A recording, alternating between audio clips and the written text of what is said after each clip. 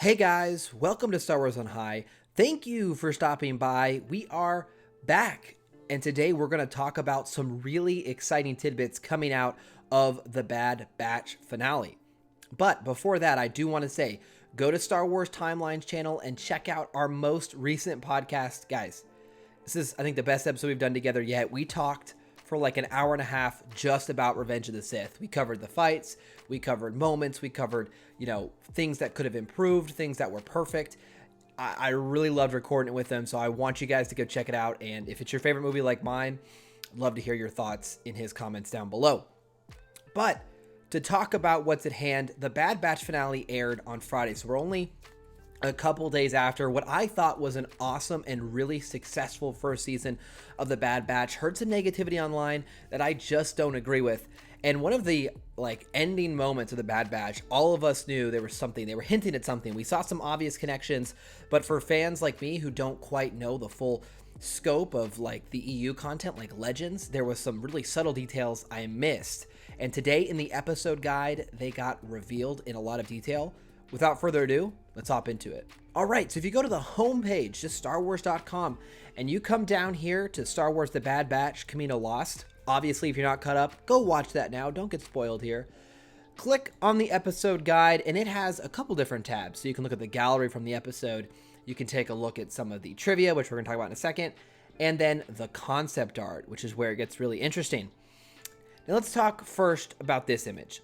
So I think many of us noticed at the end of the Bad Batch, this medical or imperial officer, doctor, whatever she was, we saw the connection to the cloning scientist in The Mandalorian, I think pretty instantly. I think all of us knew at this point there was some sort of Camino connection to that clone scientist from The Mandalorian. And so we saw this, it was like, okay, yes, we're gonna get some more backstory to what they were doing. I think most of us have always assumed that the cloning activities we've seen in The Mandalorian are really, again, it's Palpatine trying to clone himself, trying to make clones for him to get immortality, to live forever. Which, regardless of how you feel about the sequels, even I, who's not the biggest fan, I've always thought him trying to clone himself or find a way to extend his life made a lot of sense to me. I mean, he's a dark side user obsessed with power and living forever and any way to do that. So I always thought the connection we were going to see between the cloning scientist would be simply the efforts that Palpatine was taking to find that perfect clone. But some attention to detail came up from some users online reading this guide, looking at this concept art that has me very intrigued. So let's go to these concept art. First of all, we have our Happy Sea Boy from the last episode. I thought this was a really cool creature design. Just a really cool, giant snapping turtle guy. Really awesome. Okay, a lot of pictures of him. Nothing sticks out to me here. Ooh, we do have our medical scientist here, again with that very similar outfit that we recognize from Mandalorian. The Imperial Royal Guard, which looks like some awesome clone commando look. Really a fan of these. Love a lot of the clone design and the new Stormtrooper design we saw in the Bad Batch. That was really awesome as well. Well, here we go. This is where it gets interesting. Okay, this is the facility we're at, and we see, what's this at the bottom? Wayland Facility. Huh. Well, it didn't mean anything to me at first. Let's look at the next one. Wayland Concept Art. A beautiful planet. Obviously looked like some sort of secret Imperial base. Why is this significant, you might ask? Well, if you're not familiar with Heir to the Empire, which I have not read, I do own it. I need to get to it. I'm just trying to catch up on all the other Star Wars books. Got to read Thrawn Ascendancy still. So much to read. But what I found is this is Mount Tantus, which is on the planet Wayland, and that appeared in Heir to the Empire as one of Emperor's secret storehouse for his cloning. So this is like an official connection to Heir of the Empire, a non-canon book, a Legends book, and we're getting some of that carryover. Now, what does this mean? A lot of fans are starting to theorize this might mean the Bad Batch is going to lay the groundwork for an eventual Heir to the Empire adaptation, not the full story that we've seen, but something to do with Ahsoka after Thrawn. We have Luke with Grogu, and we have whatever's going to happen with Mando.